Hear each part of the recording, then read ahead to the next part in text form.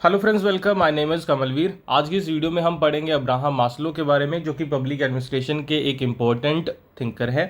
UGC net political science के syllabus में unit number 10 में पब्लिक एड है। उसी सिलेबस के अकॉर्डिंग हम ये पढ़ रहे हैं। स्टार्ट करते हैं। तो आपको पता है कि पब्लिक एड के जो क्वेश्चन आते हैं पॉलिटिकल साइंस में पब्लिक एड सेक्शन से, वो ज़्यादातर क्वेश्चन होते हैं या तो बुक्स वाले क्वेश्चन होते हैं कि कौन सी बुक्स किसने लिखी है, या उन बुक्स को क्रोनोलॉजिकल ऑर्डर में आपको सेट करना होता है, या फिर ये क्वेश्चन होता है कि अलग अलग थ्योरी से कौन सा जो स्कॉलर है अलग अलग थ्योरी से वो एसोसिएटेड है, यही होता है, या वो कौन सी अप्रोच से एसोसिएटेड है, या पब्लिक एडमिनिस्ट्रेशन के किस फेज से वो एसोसिएटेड है। तो ये सारी चीज़ें आपको पता होनी चाहिए। तो इसीलिए अब्राहम मास्लो से जुड़ी सबसे पहली बात है कि हम इनकी बुक्स को देखेंगे। तो बुक है सबसे पहले मोटिवेशन एंड पर्सनैलिटी, 1954 में पब्लिश हुई। फिर है toward a psychology of being, 1962। फिर है religions, values and peak experiences, 1964। देखो, इसमें से जितनी बुक्स आपको याद होती हैं, ठीक है, नहीं याद होती कोई दिक्कत नहीं, लेकिन फिर भी कोशिश करो कि आप इसको बार बार पढ़ो, ताकि एग्जाम में कभी मान लो 4 जो बुक्स पूछी जाती है, अगर आपको उनमें से 2 भी पता है तो भी फिर आप उसे अच्छे से मैच कर पाते हो। The psychology of science and reconnaissance, further reaches of human nature, 71, जो कि उनकी डेथ के बाद पब्लिश हुई। ठीक है, तो ये बुक्स के नाम हैं। अब ये थ्योरी की बात करते हैं। तो अब्राहम मास्लो सबसे पहले एक चीज़ पूछते हैं, वो ये है, what motivates a man to work, कि किसी भी इंसान को काम करने के लिए कौन सी चीज़ मोटिवेट करती है। ठीक है, कोई भी इंसान काम करता है तो उसे काम करने के लिए कौन सी चीज़ मोटिवेट करती है। आप मान लो अभी पढ़ाई कर रहे हो, स्टडीज़ करते हो, तो कौन सी चीज़ आपको मोटिवेट करती है।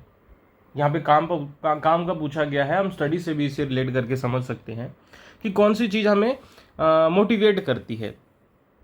तो फिर सबसे पहले वो खुद ही इन चीज़ों का आंसर बताते हैं। वो कहते हैं कि जो 1900s की क्लासिकल इकोनॉमिक मैन मॉडल है, ठीक है, 1900s का क्लासिकल इकोनॉमिक मैन मॉडल है, वो कहते हैं, ये मॉडल कहता था, ये मॉडल इसका आंसर कर रहा है कि economic incentives money motivates man to work, यानी कि पैसा और पैसे से जुड़ी चीज़ें ही उसे मोटिवेट करती है। वो इसीलिए काम पे जाता है क्योंकि उसे पता उसे सैलरी मिलेगी। वो इसीलिए ज़्यादा काम करेगा क्योंकि उसे पता है कि फिर सैलरी में इंक्रीमेंट हो जाएगा। वो ओवर टाइम करता है पैसे के लिए। तो यानी कि पैसा ही मोटिवेट करता है इंसान को काम करने के लिए। तो ये 1900s का क्लासिकल इकोनॉमिक मैन मॉडल था। वो उन्होंने खुद बताया कि ये मॉडल ये बताता है। फिर उन्होंने दूसरा मॉडल बताया, ये है 1930s का ह्यूमन रिलेशन अप्रोच। ठीक है, ये कहती है कि ह्यूमन की नीड्स है जो, वो से मोटिवेट करती है काम करने के लिए। तो दोनों का इन्होंने मेंशन किया। पहला कहता है पैसा पैसा अपना, पैसा पैसा अपना सपना, मनी मनी, कि सिर्फ पैसे के लिए काम करते हैं। दूसरा कहता है कि ह्यूमन की ज़रूरतें हैं कुछ, उसके लिए काम करता है। मास्लो कहते हैं ये दोनों अप्रोचेज आर इनएडिक्वेट है, अपर्याप्त है, and they can't give a complete answer, और ये कंप्लीट आंसर नहीं दे सकते इस क्वेश्चन के लिए, what motivates a man to work. वो कहते हैं इन दोनों अप्रोचेस ने कोशिश की इस क्वेश्चन का आंसर करने के लिए कि आपको कौन सी चीज़ मोटिवेट करती है टू वर्क, लेकिन वो कहते हैं ये दोनों ही approaches, these are inadequate because they are not completely answer the question. Okay, तो ये फिर इस क्वेश्चन का आंसर देंगे और पहली थ्योरी सामने आएगी जिसे हम कहते हैं हायरार्की ऑफ नीड्स। ये उसे मोटिवेट करते काम करने के लिए, अब्राहम मास्लो ये कहते हैं। अब्राहम मास्लो भी कहते हैं कि कुछ आपको अजम्पशंस देखनी होगी जो हमें मोटिवेट करते हैं, कुछ चीज़ें, मतलब कुछ चीज़ें वो अज्यूम करते हैं। वो कहते हैं हर एक इंसान ये चीज़ें अज्यूम करता है तो मैं भी कर सकता हूँ। वो अजम्पशंस क्या है? पहला, man is a perpetually wanting creature, कि ह्यूमन बीइंग एक ऐसा क्रिएचर है जो हमेशा, जिसे ज़रूरतें पड़ती रहती हैं, वो हमेशा चाहता है मेरे पास ये हो वो हो। तो हम एस्पायर करते हैं थ्रू आउट दी लाइफ कि हम कुछ अचीव करते रहें। दूसरी चीज़, unlimited desires, and our desires are unlimited, कभी ख़त्म नहीं होती। देख लो, जब 10 साल के थे, 12 साल के थे, तब भी कुछ मांग रहे थे, आज भी कुछ मांग रहे हैं, 70 साल के हो जाएंगे फिर भी मांगेंगे। Cycle of needs goes on continuing, और ये साइकिल है जो नीड्स का ये कंटिन्यूसली चलता ही रहता है। यानी कि ये पहली असम्पशन है जिस पर बेस्ड फिर थ्योरी होगी कि हमें हमेशा चीज़ों की ज़रूरत पड़ती है, हमारी डिज़ायर्स कभी ख़त्म नहीं होती। नेक्स्ट थिंग क्या है, लेकिन वो कहते हैं कि satisfied needs do not motivate, only unsatisfied needs motivate. वो कह रहे हैं कि हमने कुछ चीज़ों को डिज़ायर किया, लेकिन वो चीज़ जब मिल जाती है तो वो हमें दोबारा मोटिवेट नहीं करती, क्योंकि वो तो अभी सेटिस्फाई हो गई नीड। ठीक है, मान लो आप बहुत अच्छे से पढ़ रहे थे कि मुझे जेआरएफ करना है, जेआरएफ करना है, जेआरएफ करना है, इसीलिए पढ़ते थे, तो अभी जेआरएफ तो हो गया, ये तो सेटिस्फाई होगी नीड, है ना। तो अभी दोबारा मुझे जेआरएफ करना है, ये तो नीड आपको अभी डिज़ायर ये तो सेटिस्फाई होगी, तो ये तो आपको अभी काम नहीं करवाएगी, it will not motivate you to work. तो अभी क्या करेगा का आप पढ़ाई करो, उसके लिए आपको क्या मोटिवेशन चाहिए कि यार जेआरएफ तो हो गया, पीएचडी में एडमिशन लेते हैं, ये हो सकता है, या फिर असिस्टेंट प्रोफेसर का एग्जाम क्लियर करते हैं, ये हो सकता है। तो फिर उस दूसरी नीड के लिए आप पढ़ेंगे अभी, जो स्टिल अनसेटिस्फाइड है। नीड्स आर अरेंज्ड, हमारी नीड्स अरेंज होती हैं कैसे, एक minute. Needs are arranged in an order, lower middle and superior needs, hierarchy of needs. और वो कहते हैं कि हमारी नीड्स एक ऑर्डर में सेट होती है, हायरार्की में, पदसोपान कहते हैं जिसे हिंदी में, कि कुछ लोअर नीड्स हैं, फिर हायर नीड्स इस तरीके से आती रहती हैं, और ये पहले सेटिस्फाई होती है, फिर ये, फिर ये, फिर ये, फिर ये, यही है हायरार्की ऑफ नीड्स। तो समझते हैं, after fulfilling lower level of needs one can fulfil higher level of needs. ये तो बात हो गई। यहाँ पे सब कुछ अब मैंने बनाया था टेबल सा, ये देखो, इसे बल्कि उल्टा करके पढ़ना चाहिए, है ना, कि ये सबसे ऊपर है लेकिन ये सबसे लास्ट में आएगी ना।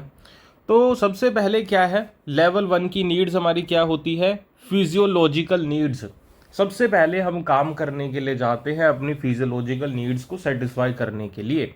आप काम पे क्यों जाते हो, फूड, वाटर, स्लीप, एयर, मतलब जिसे कहते हैं रोटी कपड़ा मकान, कि नहीं।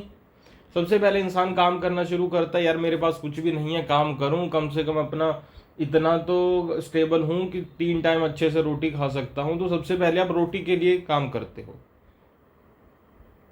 ठीक है, फूड सिक्योरिटी के लिए, वाटर के लिए, स्लीप के लिए, घर के लिए, छत के लिए। तो सबसे पहले आपका काम को फिजियोलॉजिकल नीड्स आपकी कहती है कि यार पेट भी तो भरना है, काम करो। तो सबसे पहले पेट आपसे काम करवाता है।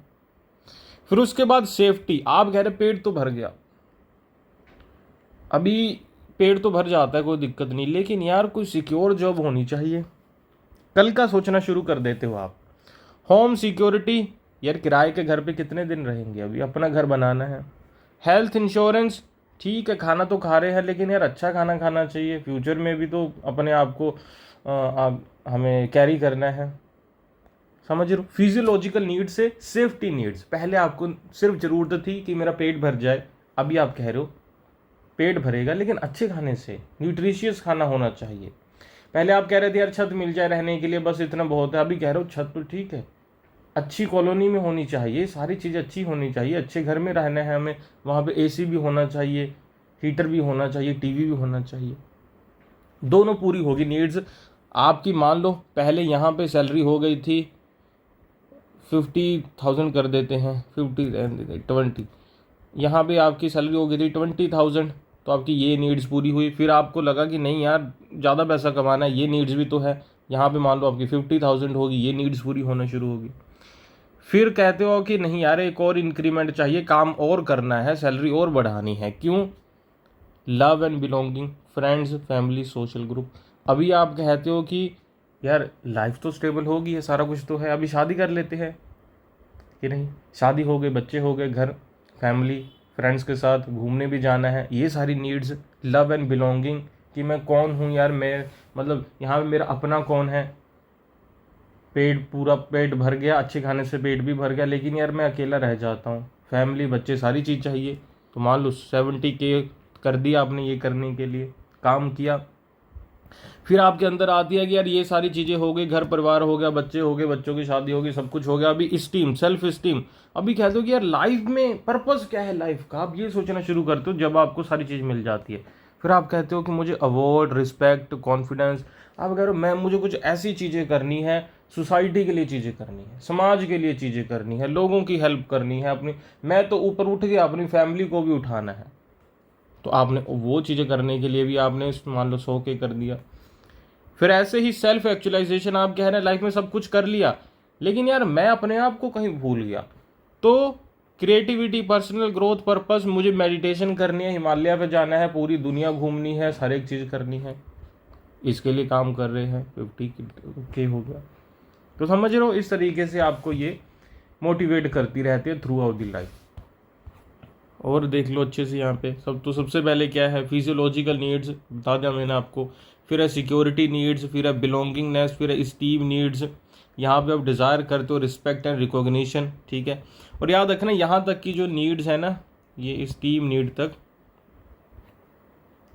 यहाँ तक की ये चारों, इसे डी नीड्स कहा जाता है, क्योंकि यहाँ पे आप कुछ डिज़ायर कर रहे हो, ठीक है, कि यार ये होना चाहिए, वो होना चाहिए। That's why they are called desire needs and deficit needs, deficit needs इन्हें कहा जाता है, क्योंकि आपको लगता है किसी चीज़ की डेफिशिएंसी है, किसी चीज़ की कमी है, मेरे पास होनी चाहिए।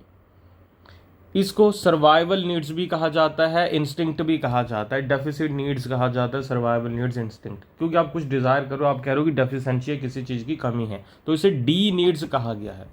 लेकिन ये जो लास्ट की नीड है, इसे बी नीड कहा गया है ना, बी नीड कहा गया है, क्योंकि यहाँ पे बीइंग नीड्स है कि आप कुछ अभी बनना चाहते हो, अपने अंदर से अपनी आत्मा को कुछ बीइंग, कुछ नई चीज बनाना चाहते हो, कुछ आप रियलाइज करना चाहते हो, आपका पैशन है मीनिंगफुल लाइफ, आप एक्सीलेंस अचीव करना चाहते हो, कुछ और चीज है। और ये बेसिक नीड के बाद ही आपके अंदर आता है, जब फुलफिल हो जाती है। और ये हाईएस्ट नीड है सेल्फ एक्चुअलाइजेशन, जो लास्ट की आपको पता है। ये टर्म कर्ट गोल्डस्टीन ने कॉइन किया था, ये भी याद रखना। तो यहाँ तक आपको नीड्स के बारे में पता चल गया, ठीक है।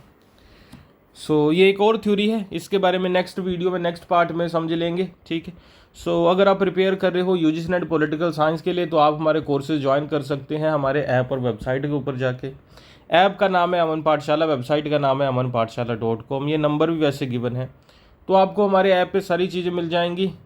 यूजीसी नेट पॉलिटिकल साइंस के लिए कंप्लीट कोर्स है, जिसमें वीडियो लेक्चर है, जिसमें नोट्स हैं, जिसमें MCQ, PYQ सारी चीज़ें अवेलेबल है, ठीक है। सो कोई डाउट होगा लिख के मुझे पूछना, लिंक गिवन है, नंबर भी मैंने आपको बता दिया। Thank you for watching, bye bye.